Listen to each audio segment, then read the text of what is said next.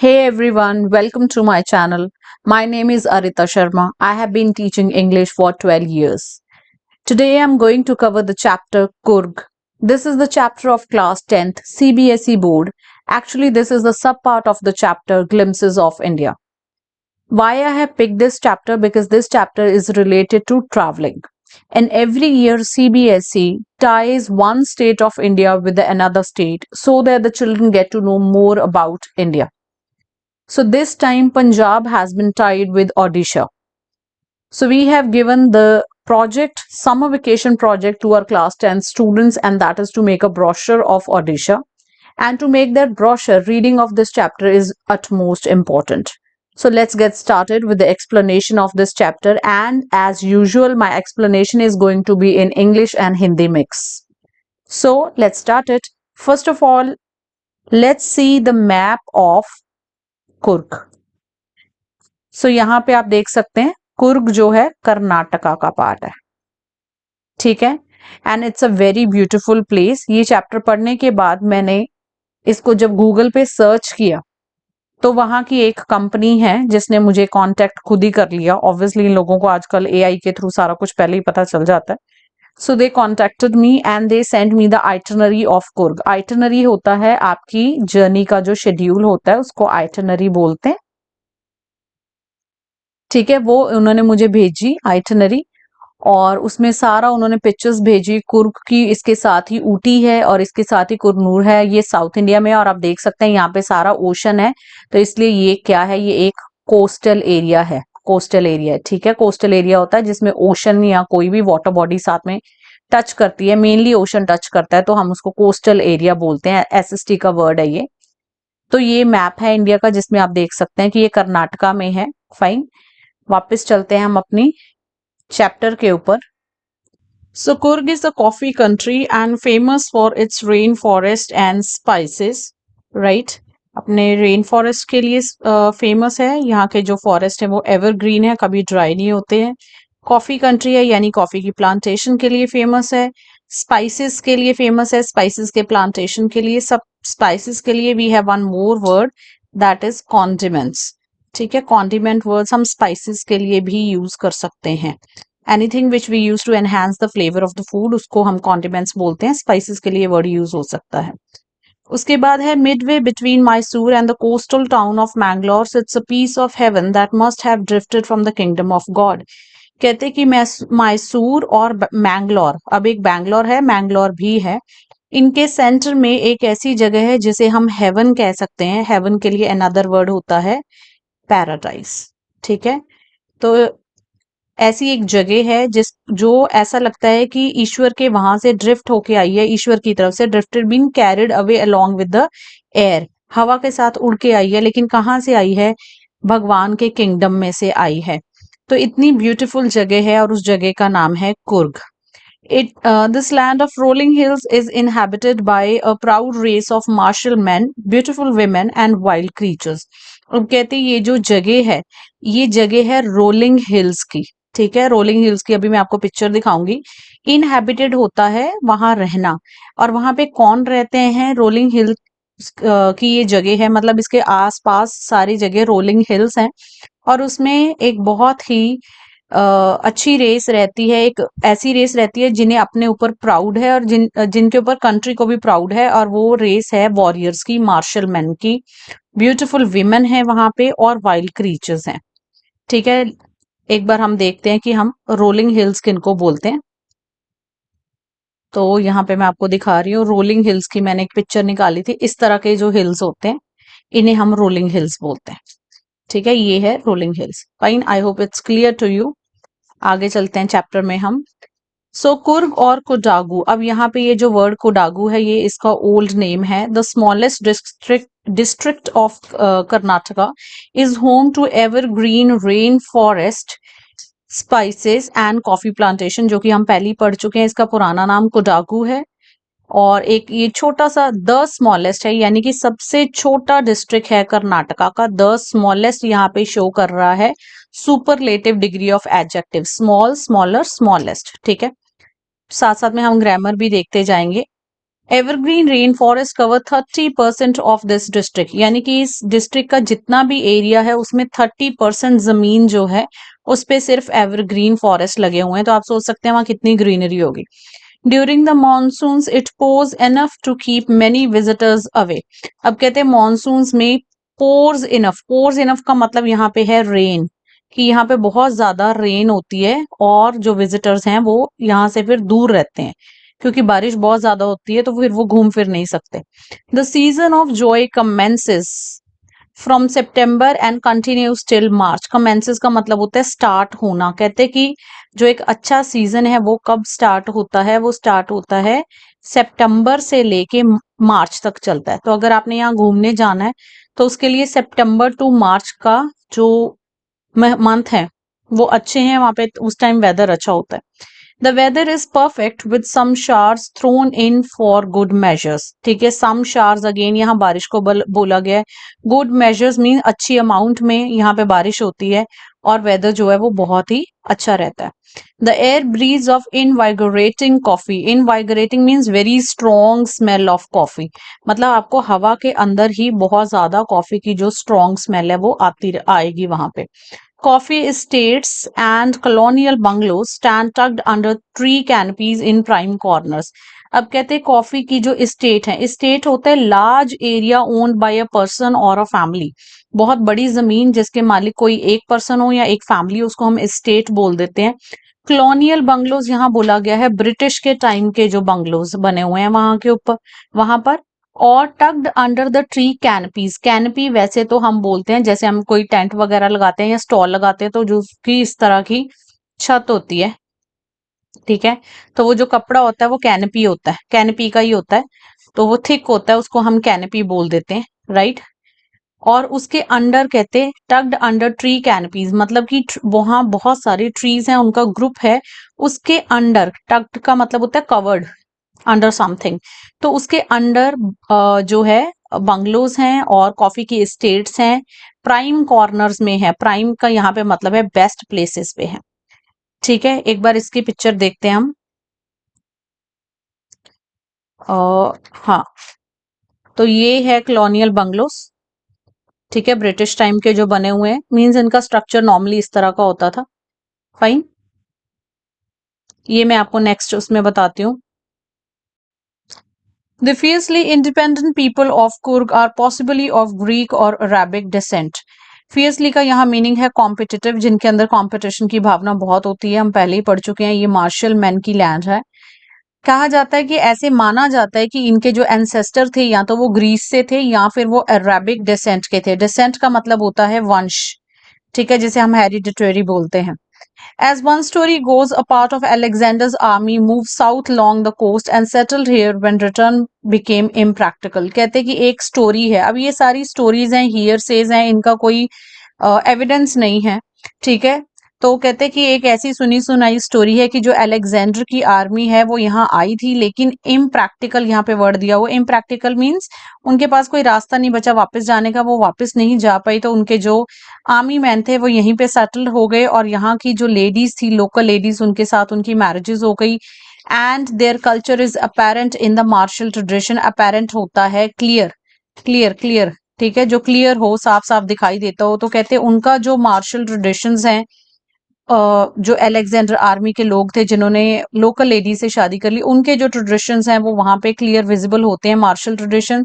Marriage and religious rites भी जो है वो डिफरेंट है नॉर्मल हिंदू फैमिलीज से, ठीक है। राइट्स का मतलब है सेरेमनीज, ठीक है, इसका मीनिंग है सेरेमनी, या उनके हम रिचुअल कह सकते हैं या सेरेमनी कह सकते हैं। नॉर्मल हिंदू फैमिलीज में जो हमारे यहाँ पे रिचुअल्स होते हैं मैरिज के, उससे उनके जो रिचुअल्स हैं दे आर क्वाइट डिफरेंट, ठीक है। So the theory of the Arab origin draw support from the long back.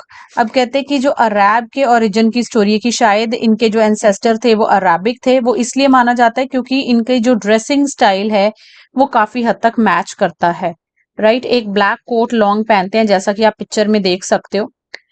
जैसे अरेबिक्स पहनते थे वैसे ही यहाँ के जो लोग हैं वो पहनते हैं। With an embroidered waist belt worn by the कुडावस।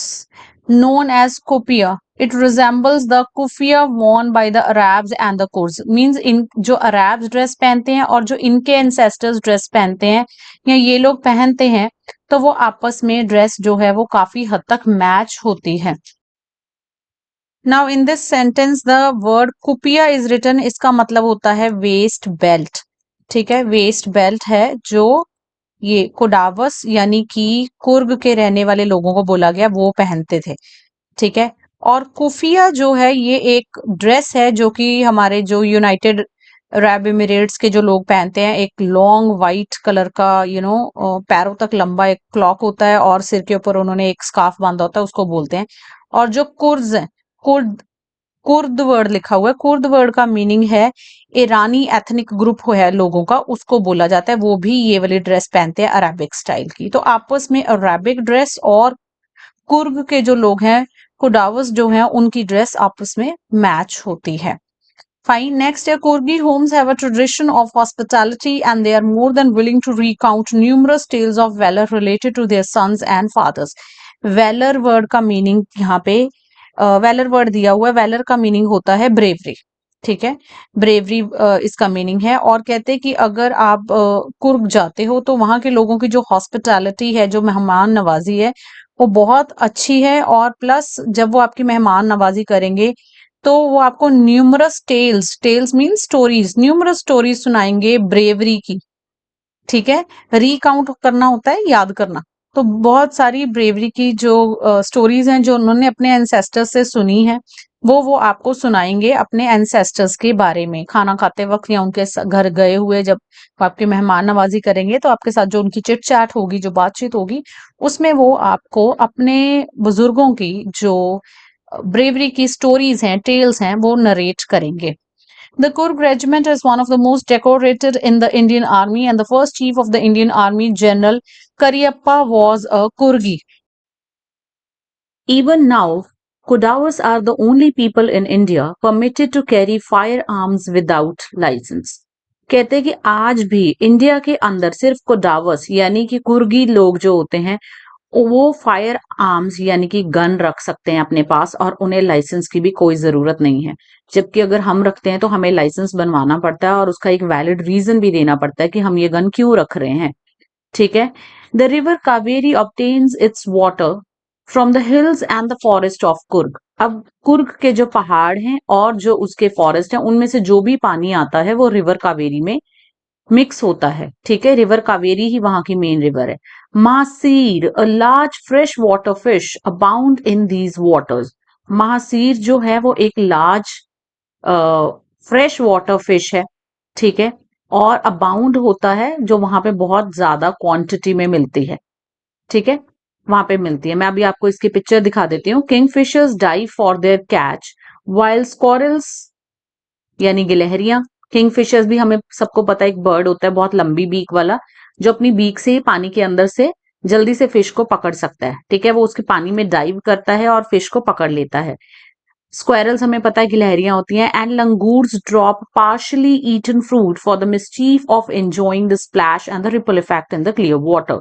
ठीक है, जो लंगूर्स होते हैं कहते हैं वहां पे बहुत ज्यादा है लंगूर। लंगूर एक हिंदी वर्ड भी में भी लंगूर ही बोलते हैं हम, और हम सबको पता है कि ये एक मंकी की ही स्पेशीज होती है। और पार्शली ईटन मीन्स, पार्शली का मतलब होता है सैमी।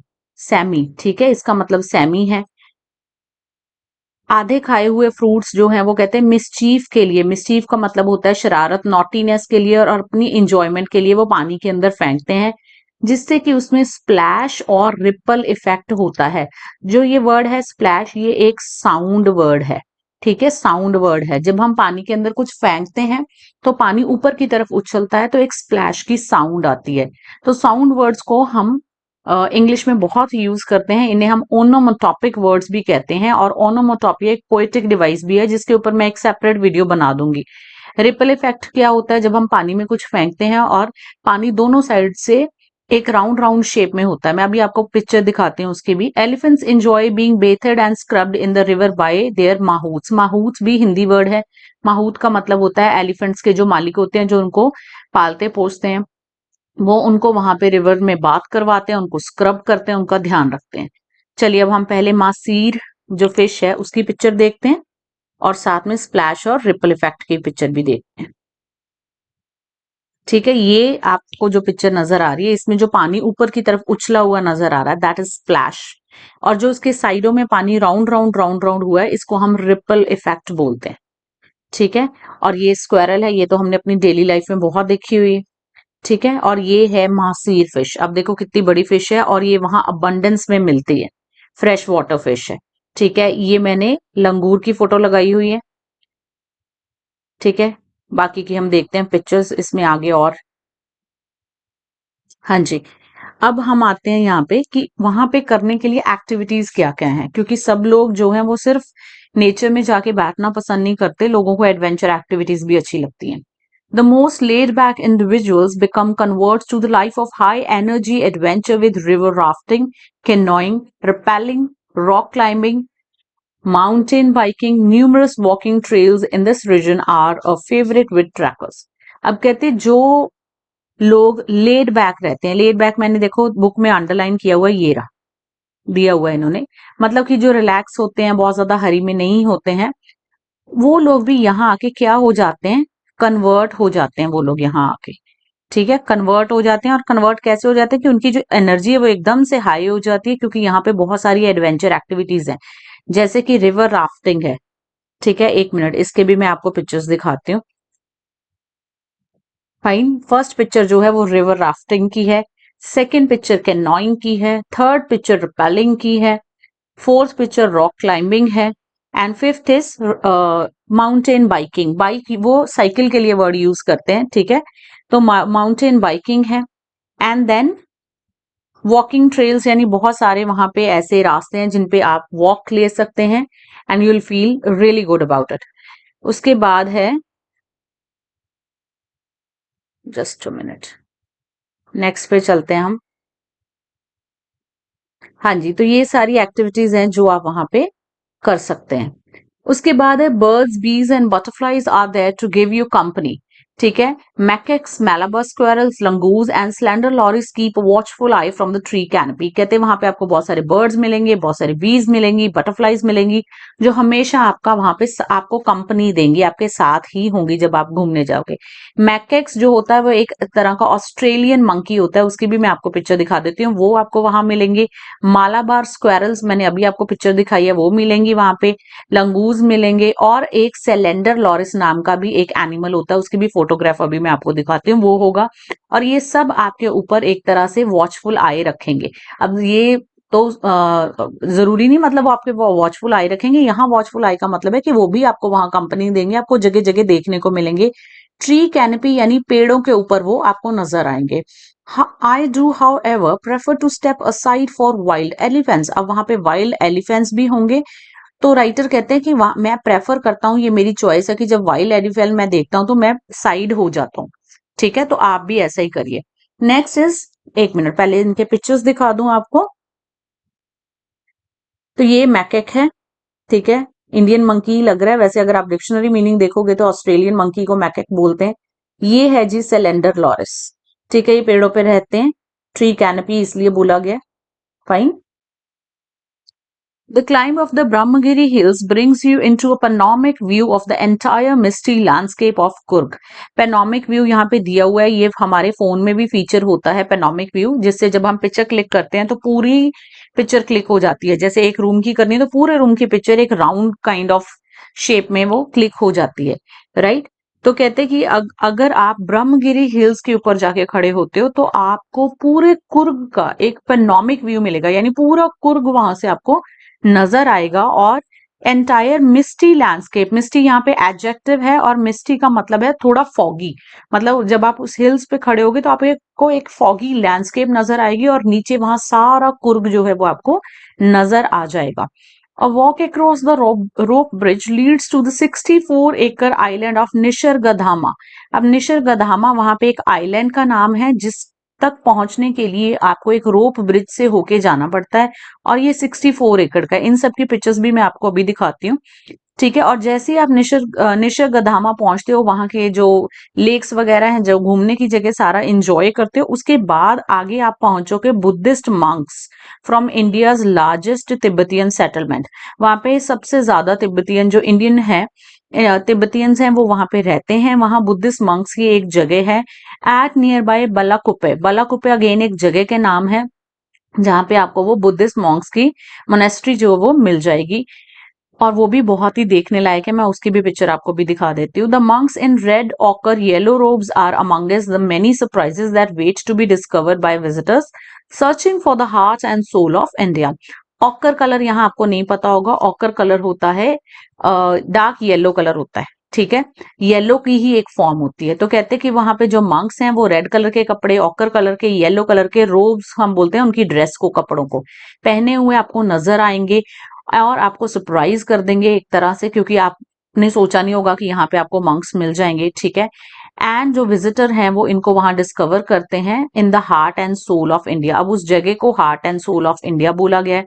मोर ओवर वो जगह बहुत ही ट्रैंक्विल होगी, बहुत पीसफुल होगी, ऑब्वियसली क्योंकि मंक्स की जगह है। मेडिटेशन का पूरा माहौल होगा वहां पे, एटमोस्फियर, ठीक है। Right here in the Coorg, ये भी आपको कुर्ग के साथ ही इंजॉय करने को मिलेगा। अब हम देखते हैं इसके पिक्चर्स, ठीक है। तो ये है ब्रह्मगिरी हिल्स, और माय डियर चिल्ड्रन ये सारी एक्चुअल कुर्ग की ही पिक्चर्स हैं, ठीक है। ये कोई रैंडम हिल्स की पिक्चर्स मैंने यहाँ पे नहीं लगाई हैं। ये वो रोप ब्रिज है जिसके थ्रू होके आपको निसर्गधामा आइलैंड जाना पड़ता है, जो कि 64 एकर्स का है। बहुत ही एडवेंचरस प्लेस है, लोग बहुत जाते हैं यहाँ पे। और ये है मोनेस्ट्री, जो मंक्स की जगह है, जहाँ पे आपको मंक्स मिल जाएंगे, ठीक है। तो यहाँ पे हमारा ये चैप्टर कंप्लीट होता है, एंड आई होप चैप्टर आपको क्लियर हो गया होगा। In case you find any difficulty, you can ask me any question related to the chapter in the comment section, ठीक है। फैक्ट फाइल यहाँ पे दिया हुआ है, ये आप खुद पढ़ना, ये बहुत ही इंफॉर्मेटिव काइंड ऑफ इंफॉर्मेशन जो है सीबीएसई की बुक्स में दी हुई है। And my dear viewers, please do not forget to like, subscribe and share my informative and knowledgeable videos. Thank you.